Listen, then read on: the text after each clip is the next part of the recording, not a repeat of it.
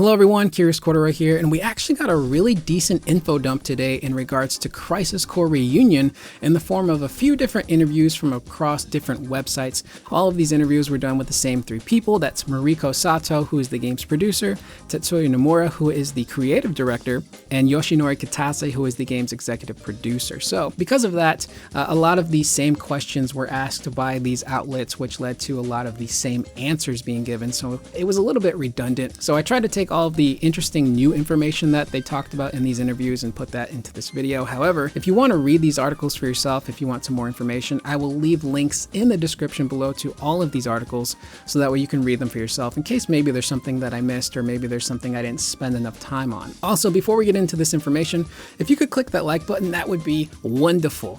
You clicking the like button confirms to me that you in fact do not like to eat other people's hair. So the first thing that they talk about is actually the game running on Unreal Engine 4. The PC version of the game will target 120 frames per second, which is pretty impressive, whereas the PS5 and Xbox Series versions will target 60. They said the biggest thing between all of these versions, including the Switch version, is primarily going to be the resolution and frame rate. So I'm not for certain right now what the Switch version is going to be running at in terms of its frame rate. Hopefully they can target 60, but I would not be shocked if it's locked at 30. They do mention that all of the game's graphics and animations were remade from scratch, which you can see in the trailer. A lot of these animations look really clean and smooth and updated, and I think a lot of that has to do with the gameplay changing as well, which we will get into in a little bit. Sato also says that a lot of areas in the game had to be fully rendered now, because in the previous game, the original Crisis Core, we only had access to one analog stick, so there was a lot of areas where we couldn't move the camera fully, so we were only seeing what the developers wanted us to see. But now, because we have the advantage of, current tech and two analog sticks,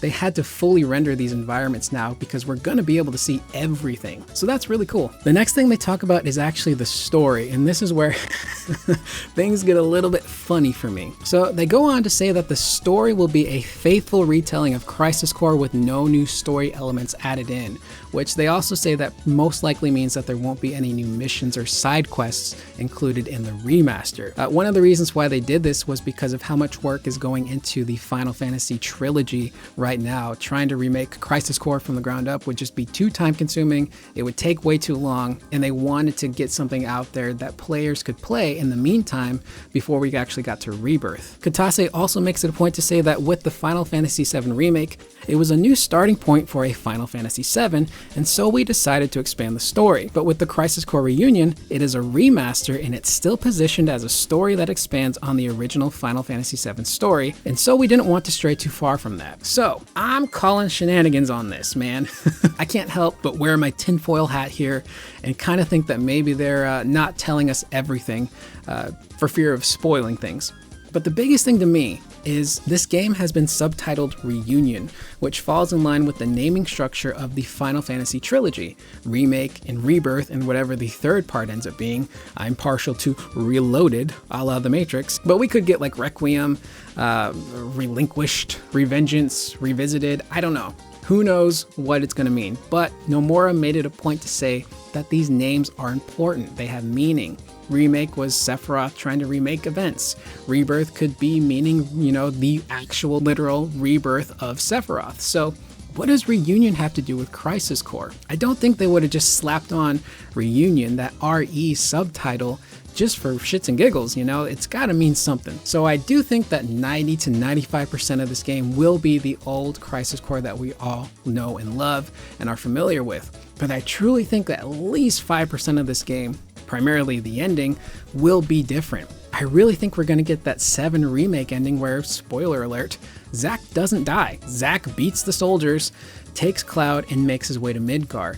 And I think maybe we might get a little bit more of a bridge between Remake and Rebirth with Reunion. So I do not fully buy this quote that the game will be faithful to the original with nothing new added in. I really truly think there's going to be something new at the end there, even if it's just a new cutscene that leads to text saying play Remake now or play Rebirth on this date. Who knows? So the next thing they talk about is actually combat and how it's completely overhauled. Mariko Sato is actually the one who's in charge primarily of the game's gameplay and combat.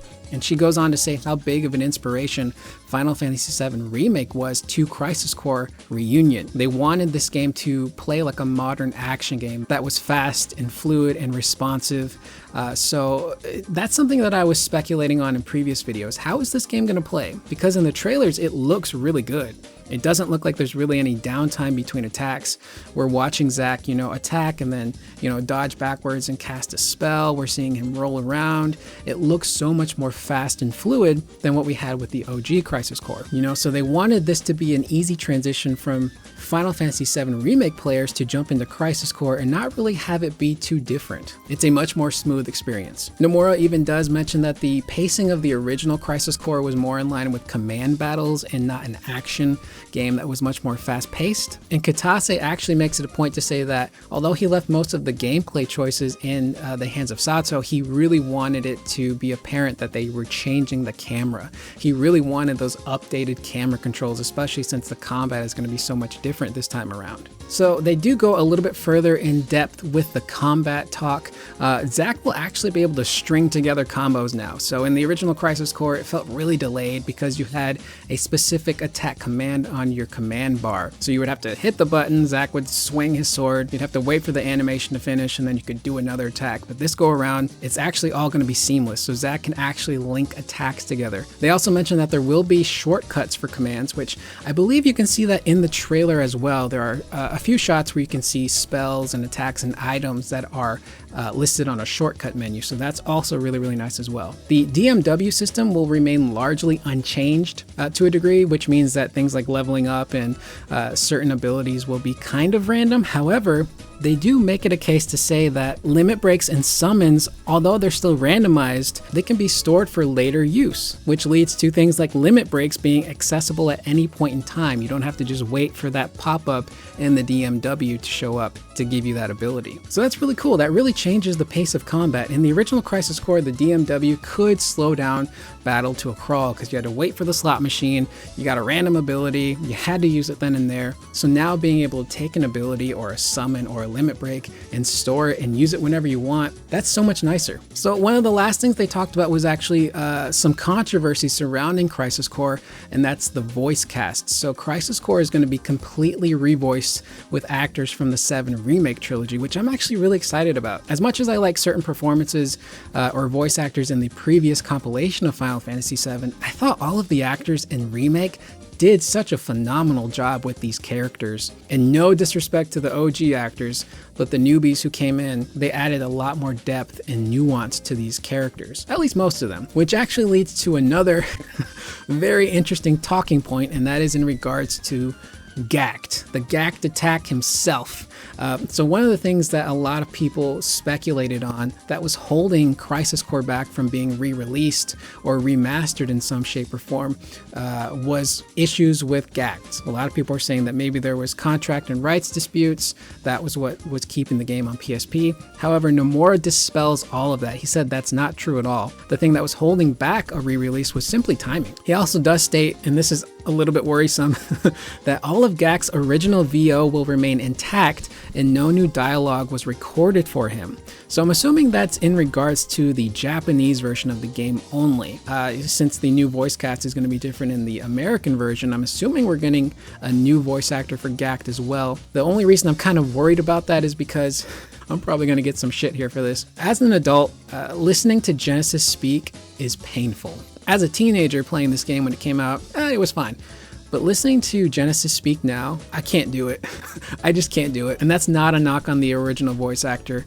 That voice actor was voicing Genesis the way he was directed to voice Genesis. A lot of it has to do with the writing being just really bad, and Genesis as a character not being really fleshed out.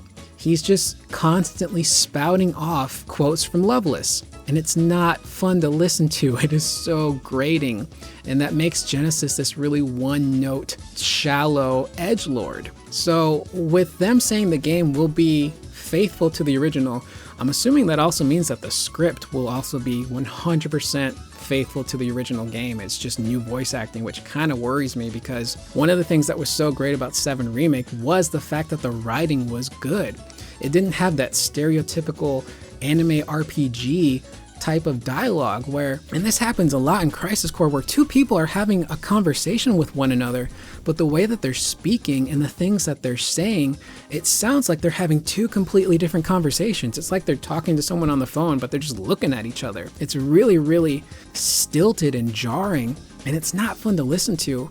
And a lot of games back then had that style of dialogue. It was really just kind of not easy to listen to, and a lot of the compilation of Final Fantasy VII is, guilty of doing that. So I'm kind of hoping that they, at least on the American side of things, tweak the dialogue a little bit, especially for Genesis. He doesn't need to be spouting off loveless lines every 5 seconds. I don't want to hear him talk about dumb apples and be an edgelord. He needs depth. And unfortunately, it doesn't sound like we're going to get that in Reunion. However, if Genesis should show up again, which I'm sure he'll show up again in Rebirth or whatever part 3 is going to be in that FF7 trilogy, I'm really hoping that they take cues from Remake and just write him better. I don't want to hear him talking about Loveless, man. It's grating and I can't do it. So with that being said, I am Curious Corduroy. That is pretty much the video. That's all of the information that they really talked about. So with that being said, please leave your thoughts in the comments down below. If there's anything you had questions on, what are you excited about in regards to this game? What are you worried about in regards to this game? You can leave those in the description below. If you made it this far, thank you. Again, please click that like button if you liked the video. I don't want to make videos for people who eat hair. That's weird. So I will see you guys in the next video. Please remember to always be excellent to one another. Even if the morrow is barren of promises, nothing shall force. Shut up, bitch!